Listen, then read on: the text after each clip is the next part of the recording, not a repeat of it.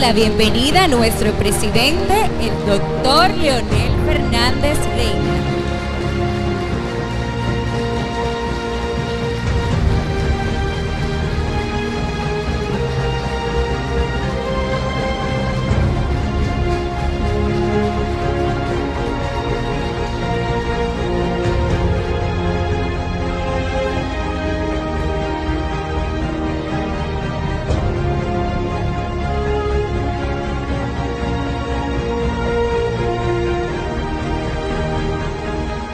Bienvenidos todos a lo que ha de ser un evento importante para toda la juventud dominicana que cree en el progreso, en el desarrollo y en el futuro de la República Dominicana.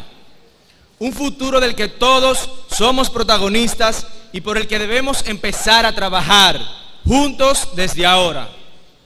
Estamos aquí porque creemos que el país necesita gente capacitada, comprometida, inteligente, decidida, con experiencia y sobre todo preocupada por el desarrollo del país que soñamos y en el que estamos destinados a vivir y con el que todos tenemos la obligación no solo de cuidarlo, sino de hacer que progrese.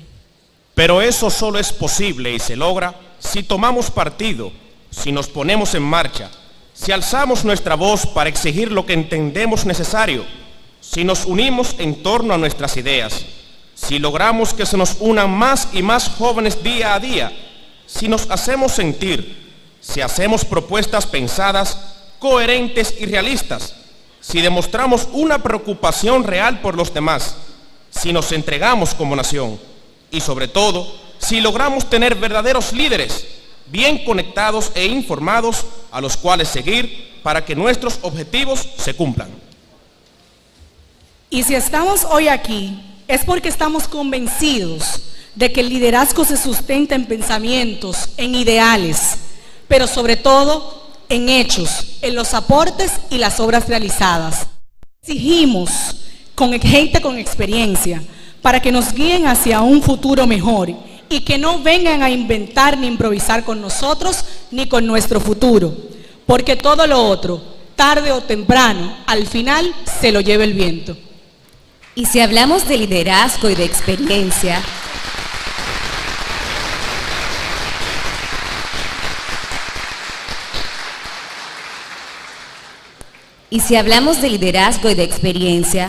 hay que hablar de un hombre de grandes luces, que por alguna razón ha sido considerado por figuras internacionales como un hombre excepcional.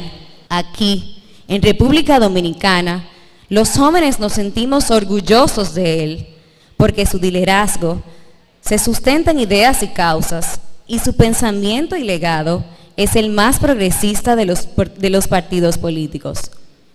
Los jóvenes convocantes de este encuentro nos sentimos satisfechos por su obra de gobierno en beneficio de la juventud dominicana.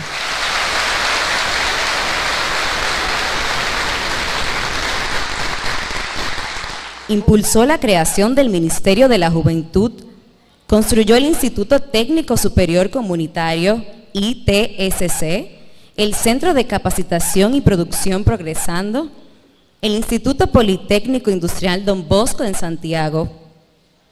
Construyó 8 centros regionales universitarios de la UAS y en la sede central el comedor universitario, el edificio de tecnología, la torre administrativa, el edificio de parqueos, el Centro Comprensivo de Cáncer Dr. Heriberto Peter, el aula magna, la Facultad de Ciencias Económicas y Sociales y la Biblioteca Pedro Mir.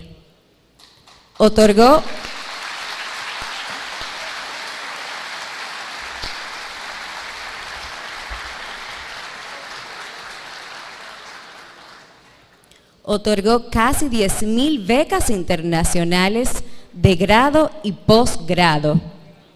Fomentó el estudio de lenguas extranjeras a través de los programas de inglés de inmersión, francés y portugués. Creó el Parque Cibernético de Santo Domingo y el Instituto Tecnológico de las Américas, ITLA. Construyó polideportivos y centros multiusos en las provincias.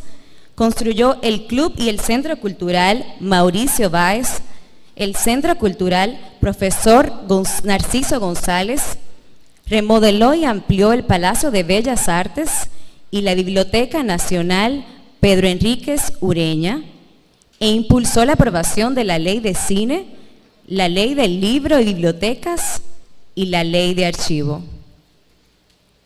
¿Cuántas cualidades reunidas en este dominicano ejemplar? Los jóvenes dominicanos nos sentimos verdaderamente representados en él. Es usted nuestro paradigma, presidente Leonel Fernández.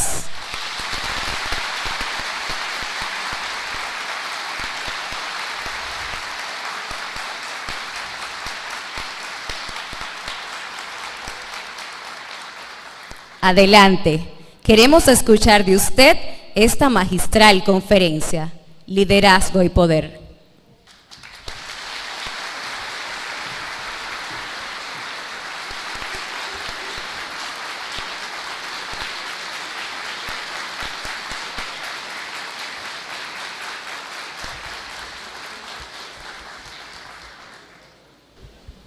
Bueno, agradezco muy sinceramente tan amables palabras de presentación.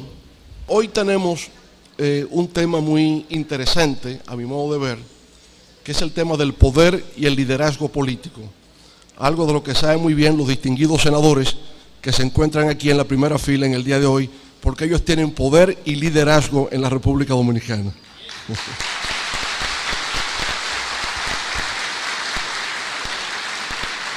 Quiero también saludar la presencia de algunos de nuestros diputados y diputadas, funcionarios electos en sentido general, y a la directiva de esta nueva organización de jóvenes que apoya nuestro quehacer político en la República Dominicana. Y bien, creo que el tema escogido por ustedes me parece particularmente relevante porque, en efecto, el tema del poder y el liderazgo es un tema estudiado desde hace siglos. Desde la antigüedad se viene estudiando el fenómeno del poder y del liderazgo. Figuras como Platón y Aristóteles ya lo trataron, aunque con enfoques distintos. Por ejemplo, para Platón, el líder tenía una condición especial. Él aspiraba a que los gobernantes fueran, como él les llamaba, filósofos reyes. Les daba una categoría elitista. No todo el mundo pudiera ser gobernante. Se requiere la condición de sabiduría. Le llamaba filósofos. Él desdeñaba, desconfiaba un poco de las multitudes. Carecía de confianza hacia los grupos. Por tanto, tiene una visión centrada en el individuo. El rey tiene que ser un sabio, el filósofo rey. Distinto a Aristóteles. Aristóteles era contrario a Platón. La sabiduría, el conocimiento, está en la colectividad. Y el individuo no será más que un representante de esa sabiduría colectiva. De manera que, yéndonos a los tiempos más remotos, a Platón y Aristóteles, vemos concepciones distintas acerca de quién es líder y el papel del líder. Uno el filósofo rey, el otro el conocimiento y la sabiduría está en la multitud, está en el grupo. Podemos ver en la época del Renacimiento el papel de Nicolás Maquiavelo, el florentino, que recientemente se cumplió 500 años de la publicación del Príncipe, una obra clave en el pensamiento político, porque fue el primero que provocó la ruptura entre lo que debe ser y lo que es, entre la concepción divina de la política y la concepción real humana de la política. Ha sido objeto siempre de muchas críticas del punto de vista ético-moral, aquello de si el fin está justificado por los medios. Entonces, bueno, esa visión crítica de la ética de Maquiavelo ha engendrado hasta la noción de maquiavelismo como sinónimo de lo amoral, como sinónimo de lo faltante de ética, ¿no? Como el uso inadecuado de cualquier medio para alcanzar los propósitos políticos. Pero desde el punto de vista de la teoría política, a Maquiavelo se le considera ese tránsito entre una visión teológica de la política hacia una visión que va hacia lo científico de la política. entre estudiar el deber ser, la aspiración, el ideal, hacia el comportamiento real de los seres humanos. Bueno, en tiempos más recientes, siglo XX, una figura en Alemania como Max Weber, sociólogo, estudió el tema del oficio de los políticos y de manera especial un concepto que ha sido clave para estudiar el fenómeno del liderazgo, que es el concepto de carisma, del cual podremos hablar más adelante, el líder carismático como categoría especial. Más recientemente, un economista y politólogo canadiense, pero que se nacionalizó norteamericano, John Kenneth Galbraith, autor de un libro titulado Anatomía del Poder, donde estudia justamente problemas de poder y el problema del liderazgo político. Más recientemente, libros que tal vez ustedes se han leído, de Robert Greene, Las 48 leyes del poder, le llaman el neomaquiavelismo, en el sentido de retomar ideas prácticas acerca del comportamiento colectivo e individual en relación al poder político. La primera ley, siempre es bueno recordarla, que establece Robert Greene, es nunca opacar al jefe, trae malas consecuencias, ¿no?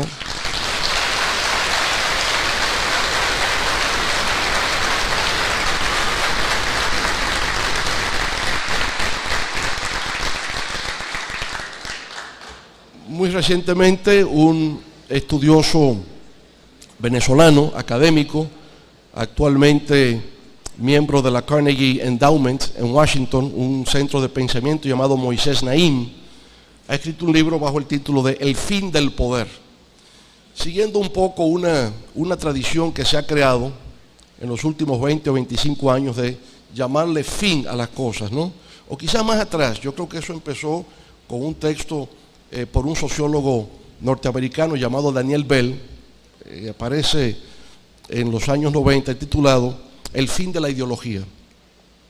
Y después que Daniel Bell publica ese texto, El fin de la ideología, aparece Francis Fukuyama, terminada la Guerra Fría, con otro texto titulado El fin de la historia. Y ya a partir de ahí hay como una secuencia de textos con el fin del poder, es el libro de Moisés Naim, aunque en realidad cuando uno lo empieza a leer, no se trata del fin del poder, no es que el poder ha llegado a su fin, sino que ha habido una transformación del poder. Lo que ha habido es un cambio en la naturaleza del poder, que podemos también considerar más adelante, distinto a lo que tradicionalmente ha sido.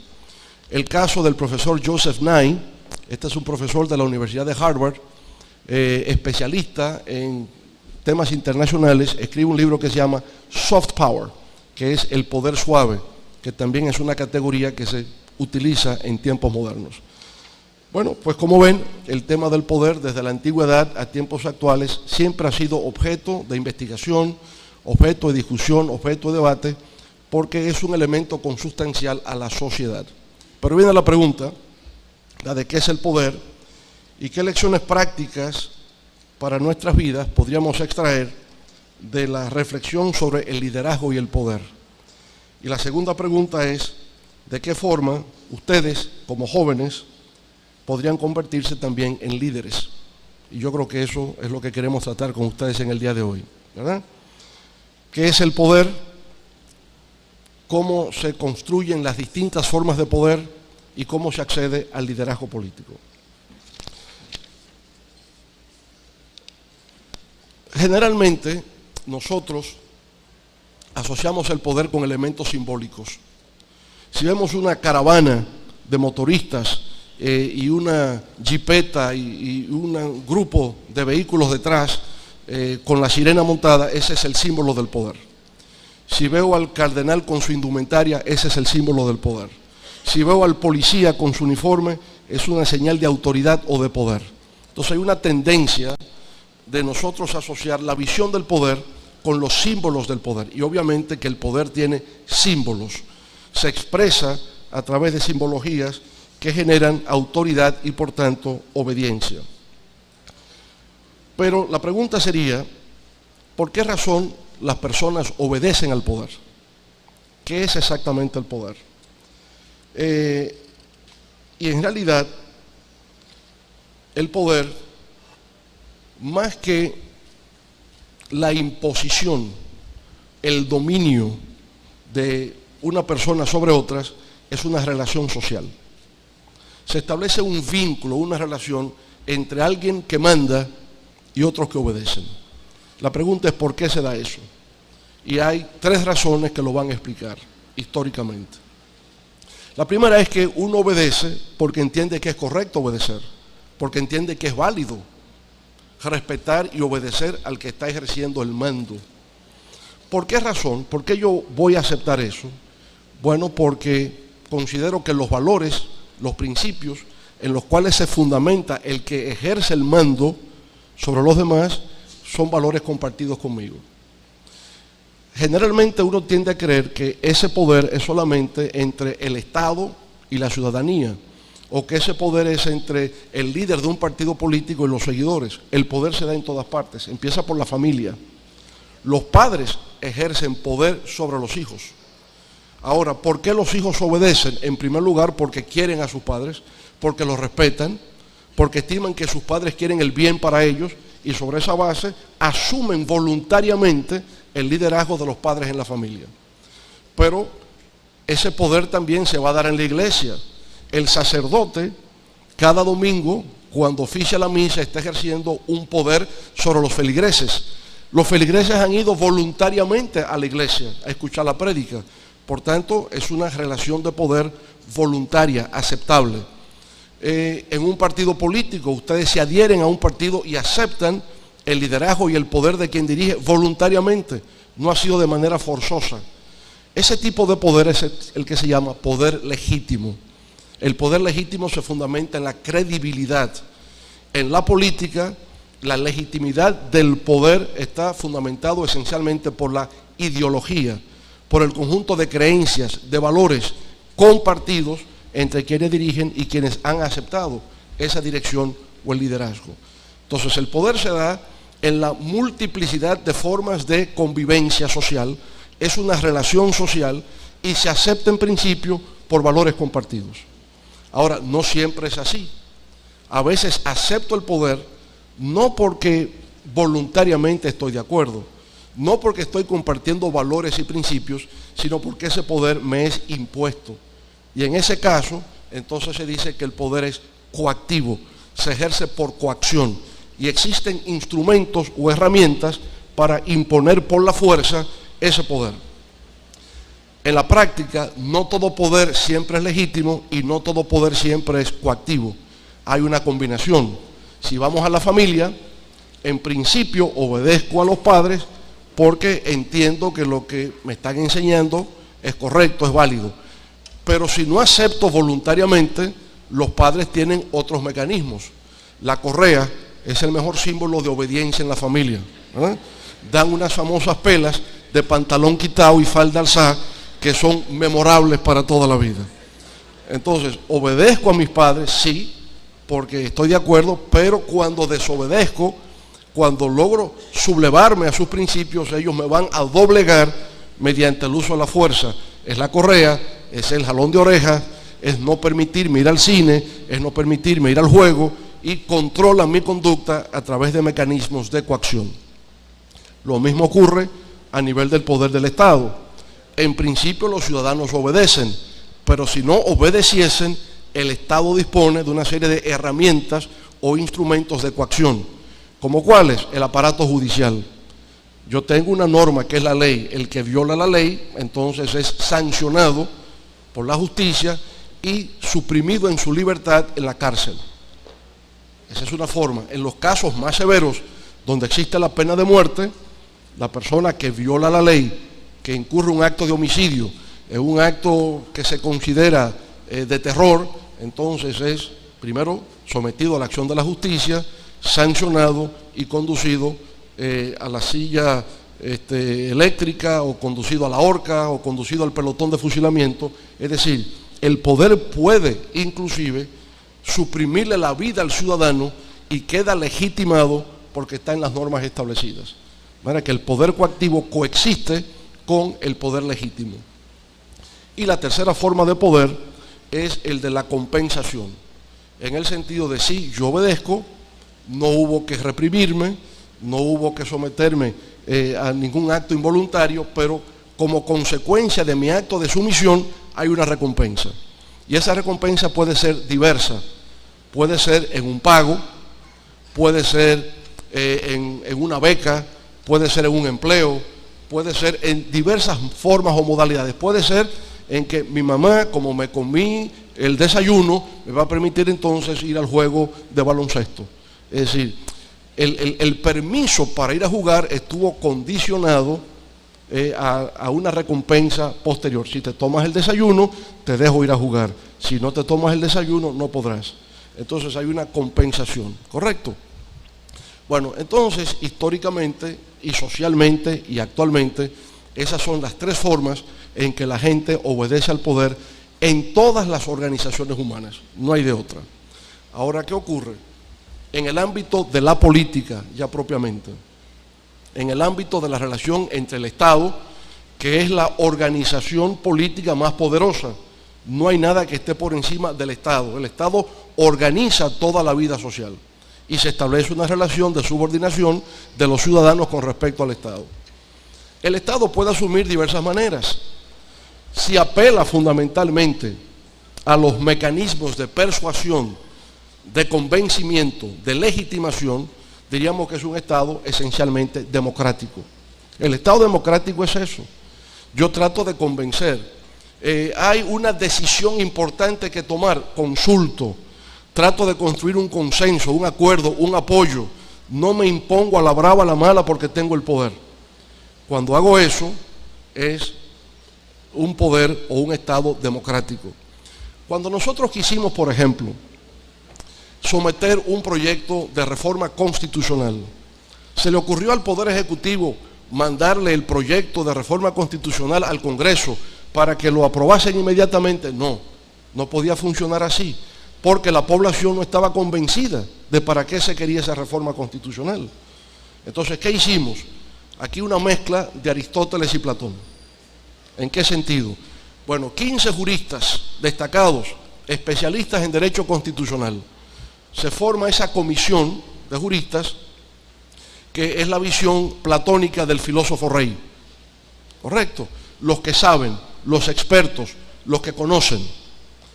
Pero al mismo tiempo una convocatoria a los sindicatos, a las organizaciones cívicas, a las universidades, a los partidos políticos, para que discutan el proyecto de reforma constitucional.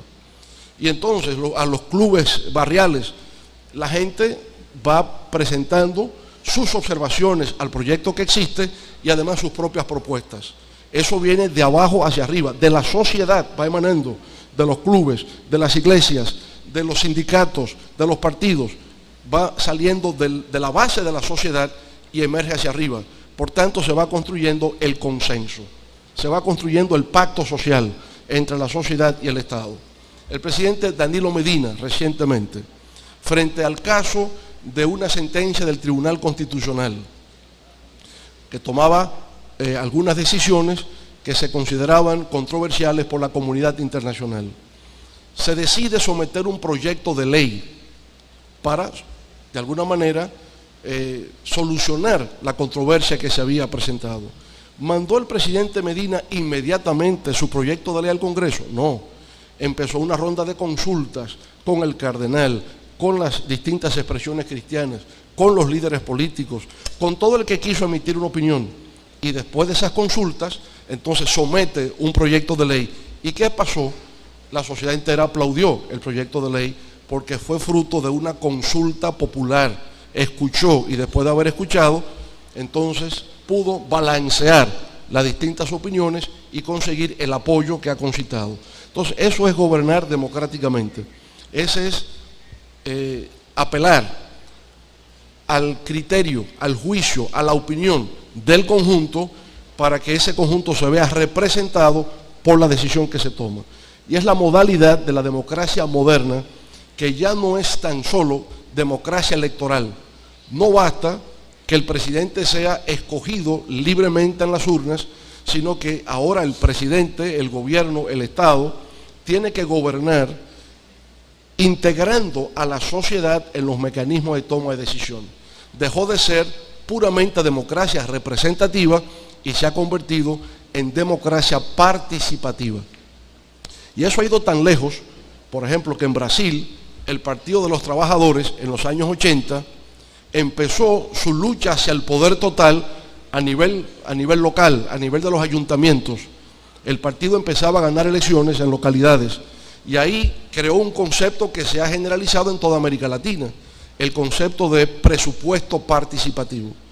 El presupuesto del ayuntamiento, de la alcaldía, se hace en consulta con los ciudadanos y el presupuesto, que es la expresión del desarrollo que se quiere, se convirtió en presupuesto participativo. Pero uno mismo, en la experiencia que hemos acumulado, cuando vamos a las provincias, a la provincia de Pedernales, a construir cualquier proyecto, no puedo venir de la capital a imponerles un proyecto en Pedernales. Ha debido crearse un Consejo de Desarrollo Provincial de Pedernales y ellos saben cuáles son las necesidades que hay en Pedernales.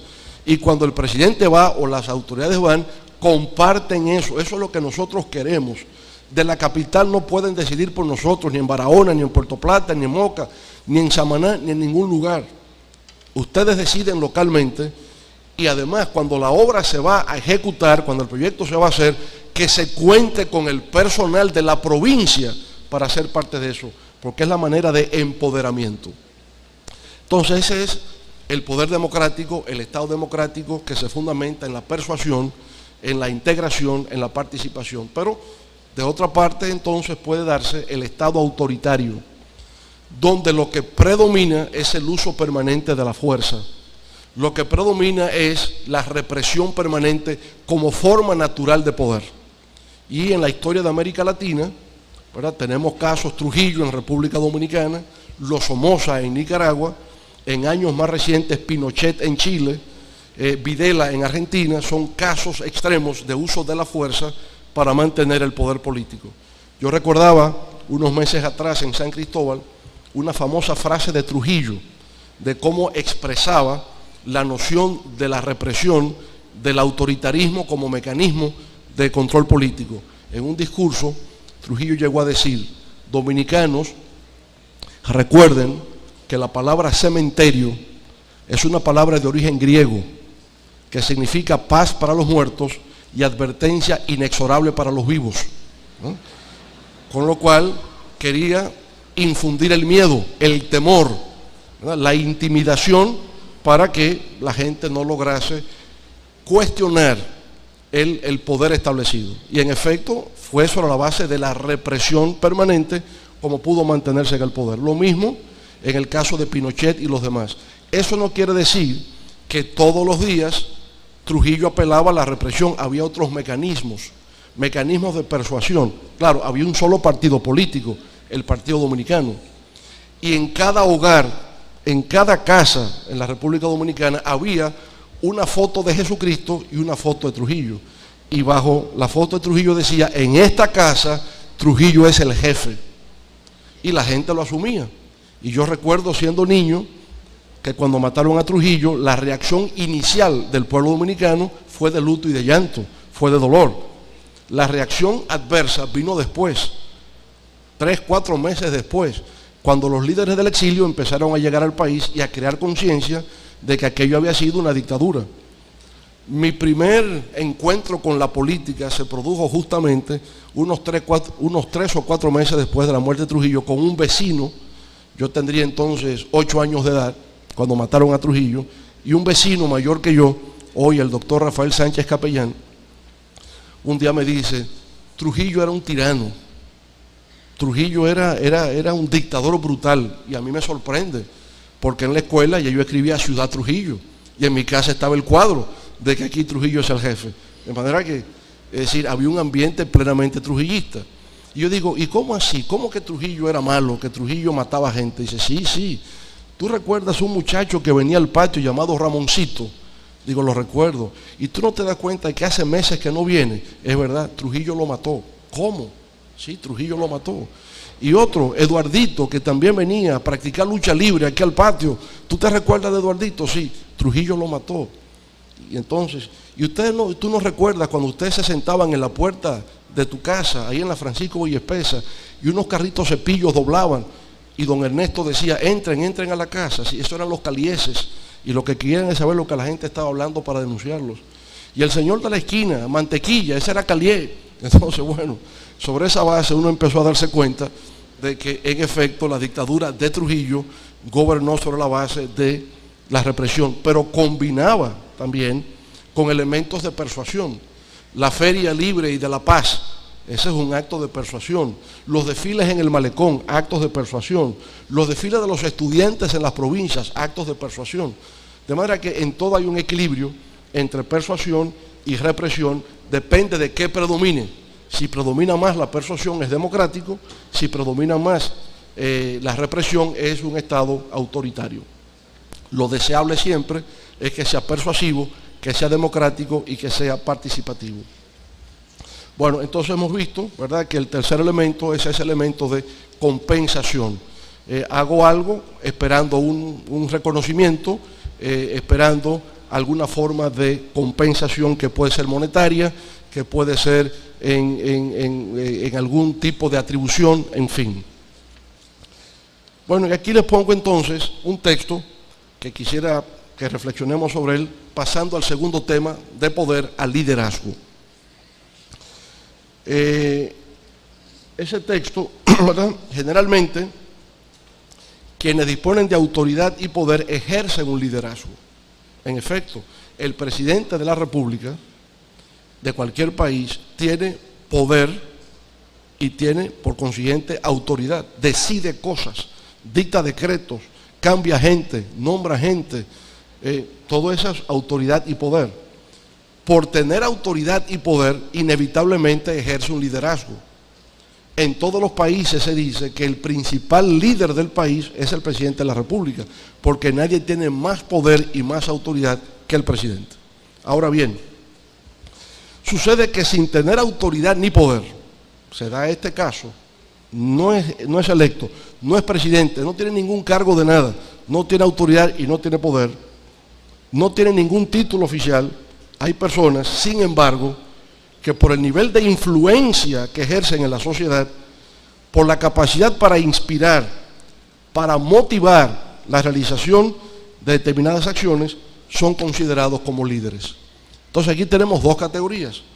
Quienes tienen autoridad y poder son líderes, y quienes no tienen ninguna autoridad, ningún poder, lo único que tienen es influencia. ¿Cómo se da esa influencia? De diversas maneras.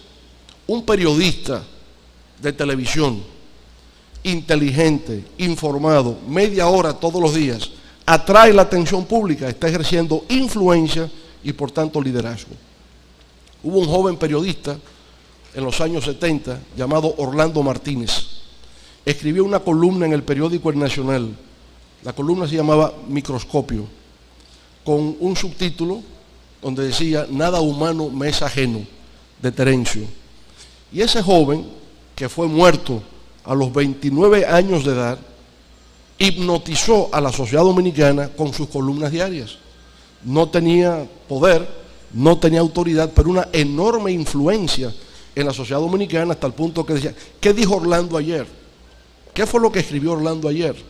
Entonces, esa influencia se traduce en capacidad para motivar, en capacidad para generar percepciones, y de las percepciones, actitudes y conductas por parte de la gente. Un maestro, un profesor, lo que se ejerce en el aula es liderazgo. Él no tiene el poder político, pero tiene la capacidad para influir. Veamos algunos ejemplos de liderazgo político históricamente conocidos. Ahí tenemos primero a Abraham Lincoln. En el caso de Abraham Lincoln es un caso singular, porque no provenía de una familia rica. Al revés, lo que se dice de Lincoln justamente es su origen humilde. Venía del mundo rural.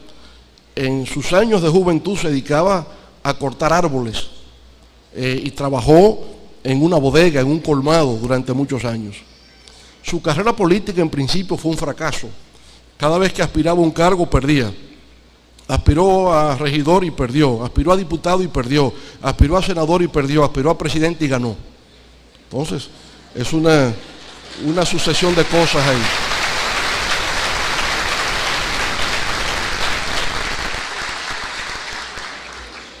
Es considerado uno de los más grandes presidentes de la historia de los Estados Unidos, junto con George Washington y Franklin Delano Roosevelt, Thomas Jefferson y Abraham Lincoln. Son los 4 presidentes mejor catalogados en los Estados Unidos. Ahora, ¿por qué? ¿Qué fue lo que hizo Lincoln que los distanció de los demás? Asumió una causa. ¿Cuál fue la causa de Lincoln? La abolición de la esclavitud. Todavía había negros esclavos sometidos a la explotación. Asumió esa causa hasta el punto de que se desató la guerra, una guerra civil en los Estados Unidos que dividió al país en dos, los estados del norte industriales y los estados del sur esclavos. Estados Unidos pudo haberse dividido en 2 países y sin embargo Lincoln logró que se aboliese la esclavitud e impidió la fragmentación de Estados Unidos en 2 naciones distintas. Mantuvo la unidad de la Unión de los Estados Unidos de América y logró el objetivo de abolir la esclavitud. Bueno, tenemos otro caso de alguien que tiene autoridad, poder y liderazgo, Fidel Castro. Distinto a Lincoln. Lincoln viene de una ideología liberal democrática del siglo XIX. Fidel Castro va a ser el símbolo de la ideología socialista, marxista-leninista en América Latina. Ahora, ¿por qué Fidel Castro ha trascendido como líder? Guste o no guste. Interesante porque en el año de 1952, cuando terminaba el gobierno de Carlos Prío Socarrás en Cuba, el último gobierno democráticamente electo, 1948, terminaba 4 años después en el 52. Fidel Castro aspiraba a ser diputado por la provincia de La Habana. ¿Qué ocurrió? Que Fulgencio Batista, que ya había sido presidente previamente, dio un golpe de Estado para frustrar las elecciones, porque se creía que esas elecciones las iba a ganar un dirigente político cubano llamado Eduardo Chivas. En el 52, en ese contexto, se produjo el golpe de Estado de Batista. Al año siguiente, 1953, coincide con el centenario del natalicio del apóstol de la independencia de Cuba, José Martí. Y justamente el día del cumpleaños de Martí, el 26 de julio de 1953, Fidel Castro, entonces con 26 años de edad, él con 26 años, el 26 de julio del año 53, organiza un asalto militar a un cuartel que queda en Santiago de Cuba, conocido como el cuartel Moncada. Entonces Fidel y un grupo de jóvenes produce el asalto al cuartel Moncada con la finalidad de frustrar el golpe de Estado que había dado el año anterior Fulgencio Batista. Ese asalto termina en el fracaso. Muchos de los participantes son muertos, la generalidad son muertos. Fidel es hecho preso, junto con su hermano, con Raúl y otros, y estuvieron en prisión durante un periodo de 2 años. Por la presión popular, por las protestas permanentes, hubo que ponerlo en libertad. Al salir en libertad, él y el grupo se fueron a México, se entrenaron militarmente y decidieron volver a Cuba para derrocar el régimen de Batista. Y lo hicieron en una pequeña yolita, una embarcación, en la que solamente cabían 15 personas y vinieron 82. En la yolita solamente cabían 15 y vinieron 82 para cruzar el Golfo de México, todo el Golfo de México. Esa yolita se llama el Granma. Bueno, llegaron y desembarcaron en un lugar conocido como Alegría de Pío, en diciembre del año de 1958. A los 3 días de haber desembarcado las 82 personas que venían en esa embarcación, la aviación cubana los detectó y empezó a bombardear. De los 82, a la semana de haber desembarcado, habían matado 70. Solamente quedaron 12, dispersos los 12. Y fue al cabo del mes donde pudieron reencontrarse en la Sierra Maestra en Cuba.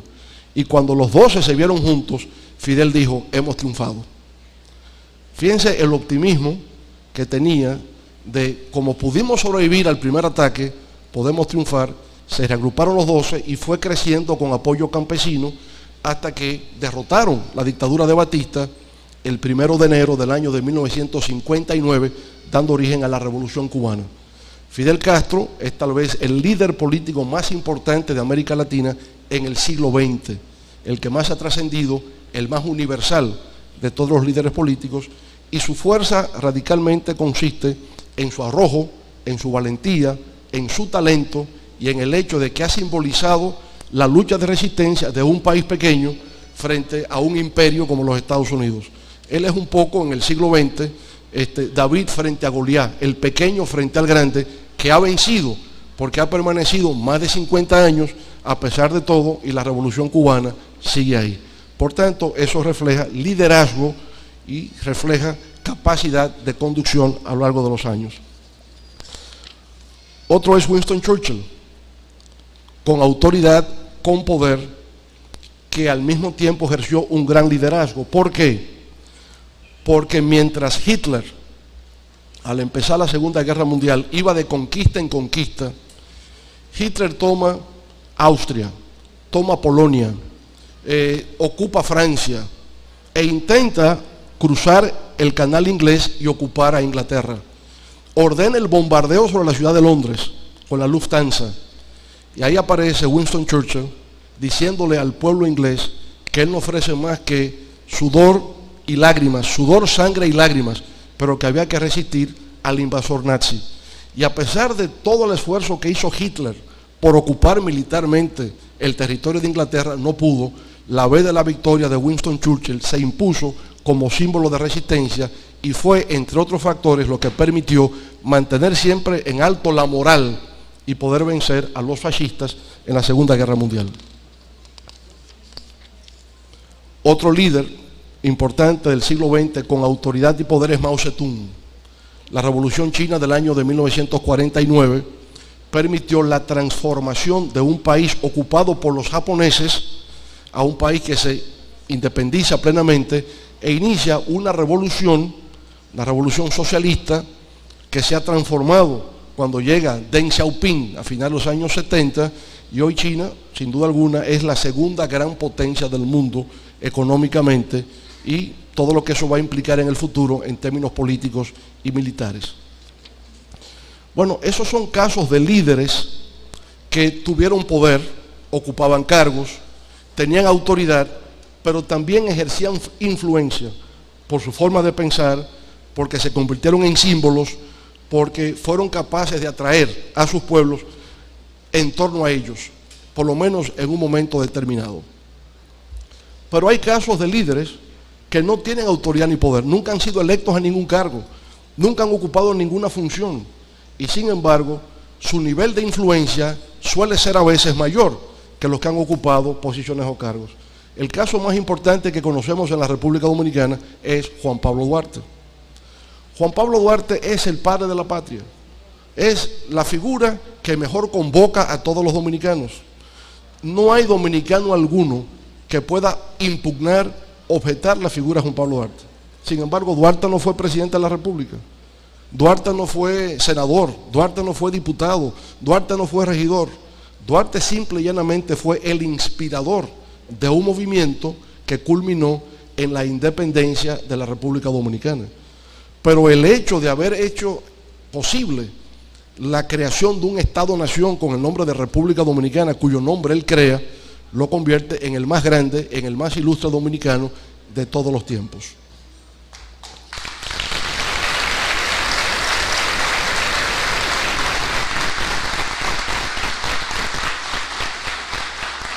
Ahí tenemos otro caso ahora en la India, Gandhi, Mohandas Gandhi, el alma.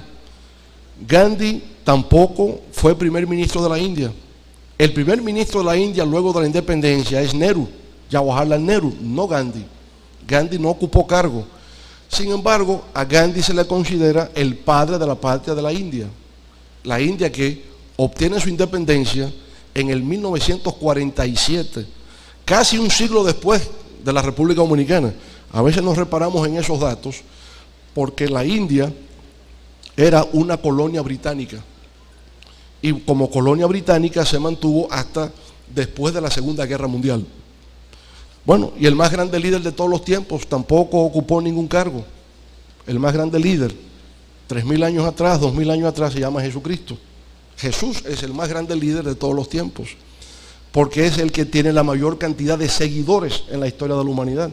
Y fue simple y llanamente sobre la base de que la prédica de la palabra y su ejemplo, su acción, y todo eso consistió en que todavía 2000 años después de haber nacido, haya miles de millones de seguidores de Jesús. No ocupó cargo, no tuvo ninguna función, y era simplemente un pastor que iba de pueblo en pueblo predicando la palabra de Dios, y se convirtió en un gran líder. En síntesis, se puede ser líder sin tener ningún cargo, sin tener ninguna función, y ejercer una influencia incluso mayor de los que tienen cargos y tienen funciones.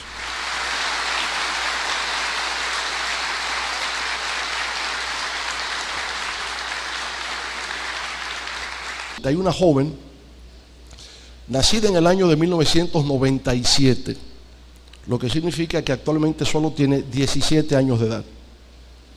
De manera que cuando fui electo presidente la primera vez, esa joven ni siquiera había nacido. Nació en el 97. Y sin embargo se ha convertido en una figura mundial, reconocida en las Naciones Unidas. Es de Pakistán y se llama Malala. Seguro que ustedes la han visto. La revista Time la ha reconocido entre las 100 personalidades más influyentes del mundo en la actualidad. ¿Qué es lo que ha pasado con Malala? ¿Ustedes conocen el caso de Malala? Levanten la mano los que han oído hablar de ella y conocen su historia. Perfecto. Bueno, pues como saben, ella es de Pakistán, de un pueblo de Pakistán. Y desde niña, 11, 12 años, veía cómo los talibanes estaban, de alguna manera, maltratando, reprimiendo a su pueblo e impidiendo que niños pudieran ir a la escuela. Entonces ella, a los 11 o 12 años, empezó a abogar en el derecho de los niños a tener acceso escolar. Pero lo decía con una elocuencia y lo decía de una manera tan brillante que llamó la atención. Pero cómo esta niña es capaz de decir esas cosas con tanta madurez, con tanto poder de convicción, que la BBC de Londres le hace una entrevista. Con 12 años le hacen una entrevista por la BBC de Londres, y cuando escuchan a aquella niña hablando fue una cosa extraordinaria. Entonces la BBC quiso mantener con ella una comunicación constante y le abrió una página para un blog, para que ella escribiera sobre educación. Y la niña escribe sobre educación durante un tiempo y se hace una figura conocida. Llegan del New York Times a hacer un documental con ella de televisión, y hacen el documental y Malala empieza a ser identificada, no solamente en Pakistán, sino en todo el mundo de habla inglesa. Como consecuencia de ese reconocimiento que va obteniendo en la opinión pública, un día, cuando está en el autobús que la va a llevar a la escuela, gente del Talibán entran, preguntan quién es Malala, y cuando la descubren le dan 3 tiros, 3 disparos. Uno incluso le cruzó por la frente, otro por el hombro, ¿verdad? Y prácticamente estuvo al borde de la muerte, estuvo interna bajo cuidados intensivos durante meses. Se creía que Malala iba a morir. Se recupera milagrosamente y la reina de Inglaterra la manda a buscar y la reciben en Inglaterra hasta que se cura permanentemente allí, y luego la reina personalmente le hace un reconocimiento por su lucha en favor de los derechos de los niños a la educación. Entonces, a partir de ahí, ya ustedes saben, Naciones Unidas la ha hecho embajadora especial de los derechos de la niñez, y el año pasado hasta la nominaron para el Premio Nobel de la Paz. Tiene tan solo 17 años y está entre las 100 personas más influyentes del mundo en estos momentos. De manera que el liderazgo tampoco tiene edad. Puede ser, a los 11 o 12 años ya Malala era una líder.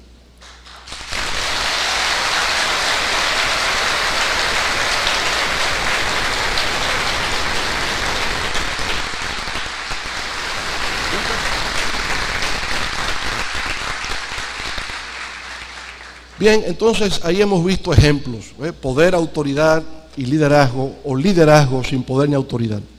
Pasemos a otros aspectos. Realmente, ¿cómo es que una gente se convierte en líder? ¿Cómo es eso? ¿Cómo es ese proceso? Y yo diría que cualquier persona puede ser líder. Y de hecho, toda persona de alguna manera es un líder. Hay un mito en considerar que una persona nace líder y que hay que tener como algunas cualidades especiales para ser líder, y en ausencia de esas cualidades especiales no puede serlo. Eso es erróneo, eso es falso, eso es un mito. Cualquiera puede ser líder. Ahora, ¿cuál es la primera condición que se requiere para asumir el liderazgo? Encontrar una causa, encontrar un motivo, una razón que lo impulse al liderazgo. ¿Cuál fue la razón de Camila Vallejo? La lucha por una educación superior, gratuita y de calidad en Chile. ¿Cuál fue la razón o la causa de Malala? El derecho de los niños al sistema educativo. ¿Cuál fue la causa, la razón de Gandhi? La independencia de la India con respecto al Imperio Británico.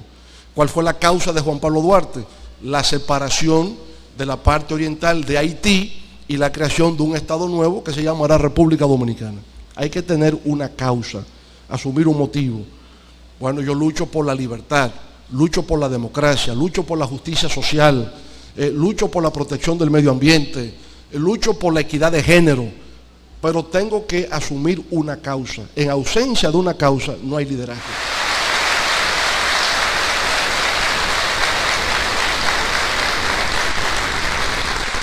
Al asumir una causa, lo que estoy diciendo es que el aspirante a líder no es indiferente. El aspirante a líder tiene una sensibilidad. Fíjense que el que aspira a ser líder no está pensando en él.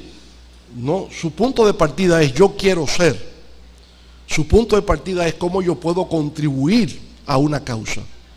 Yo quiero luchar por la protección de los recursos naturales en la República Dominicana. Entonces no soy yo no parto de una premisa individual, sino de cómo contribuyo con algo que está fuera de mí. Es la protección de los recursos naturales. Yo quiero luchar por la preservación de la justicia social. Yo creo que en la República Dominicana hay mucha concentración de la riqueza y demasiado pobres. Yo quiero luchar con respecto a eso, que hay una mayor y mejor redistribución de la riqueza y del ingreso. Yo voy a luchar contra la inequidad social.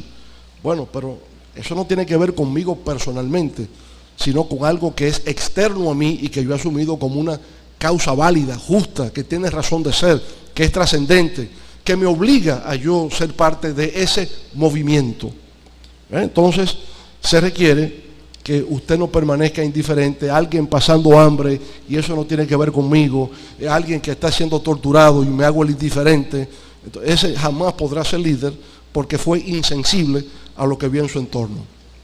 Hay gente que se pierde y cree que lo que están diciendo es verdad y lo que aquellos dicen es cierto, pero ahí es que usted tiene que ser perseverante. Si usted tiene la convicción y la certeza de que lo que está diciendo y lo que está haciendo es lo correcto, usted siga luchando, siga siendo perseverante, porque esa es la clave del liderazgo.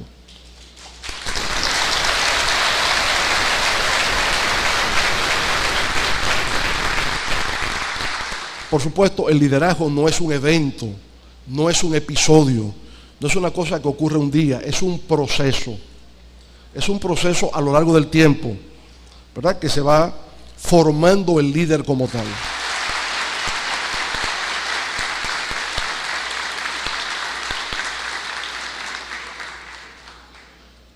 Bueno, y finalmente llega el momento en que el líder, como todo en la vida, va cediendo, el líder va desapareciendo.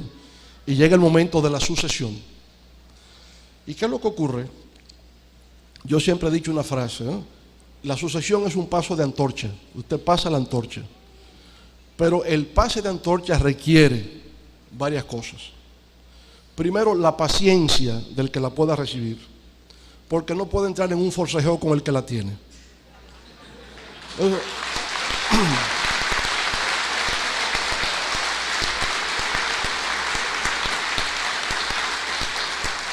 Por eso yo he dicho en algún momento que la antorcha se pasa, la antorcha no se arrebata, porque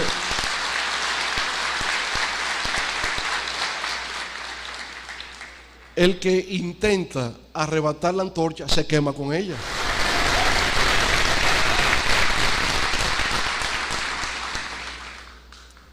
Y mi idea es que nadie puede ser un buen líder si no ha sido un buen discípulo.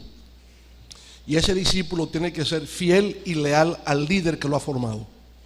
Porque en ausencia de lealtad y de fidelidad se carece de valores. Y lo que hay es una continuidad en el pensamiento y en la acción adaptado a las nuevas circunstancias. Entonces, todo liderazgo pasa por un ciclo de nacimiento, de auge, de desarrollo, llega a su pico máximo y luego, como todo en la vida, empieza un descenso.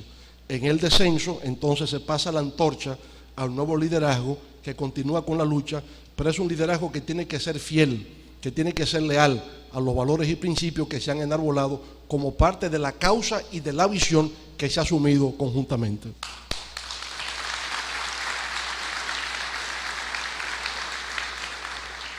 No hay gran líder que no haya sido un gran comunicador. Todos los grandes líderes siempre han sido grandes comunicadores. Y en el caso de República Dominicana lo podemos ver. Juan Bosch revolucionó la oratoria en la República Dominicana. Pero hay que ser justo que los otros dos grandes líderes del siglo XX, el doctor Joaquín Balaguer, también fue un gran orador. Un orador clásico, culto, que dominaba toda la historia de la antigüedad clásica, griega y romana, que tenía grandes referencias literarias, el poder de la metáfora. El doctor Balaguer fue una leyenda en lo que tiene que ver con el manejo de la tribuna pública. Y otro gran orador dominicano que le permitió ser un gran líder fue el doctor José Francisco Peña Gómez, con una capacidad para emocionar a sus seguidores por la fuerza de su voz, pero también por su capacidad para construir figuras literarias que generaban sensibilidad y una reacción positiva por parte de sus seguidores. De manera que los tres grandes líderes del siglo XX fueron también tres grandes oradores.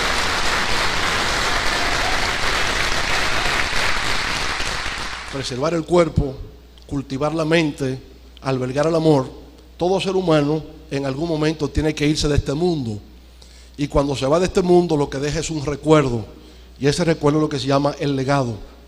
Y el legado es que algún día, por las obras buenas que hemos hecho en favor de los demás, pueda ser comparable a Mandela, pueda ser comparable a José Martí, o pueda ser comparable a Juan Bosch, quienes dejaron un legado en beneficio de la humanidad, y cada uno de ustedes, en su ámbito, en sus circunstancias y en su tiempo, dejará un legado que yo espero siempre sea en beneficio del pueblo dominicano y de toda la humanidad. Muchas gracias.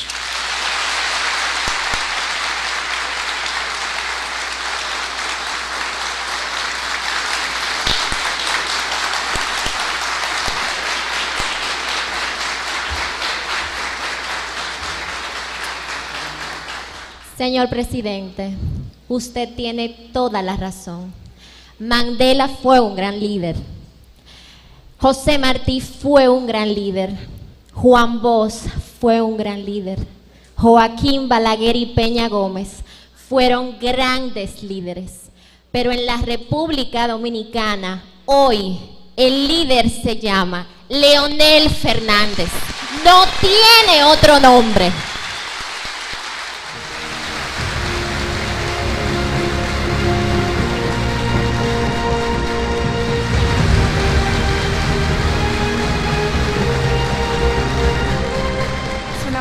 Íntegro, preocupado por su pueblo, lleno de ideas, un hombre con visión, un hombre capaz, comprometido, símbolo de modernidad, un hombre de futuro, honesto, un hombre emprendedor. Sus obras hablan por él. Una persona de valores, inteligente, un presidente, un presidente, un presidente, un presidente, un presidente, un presidente.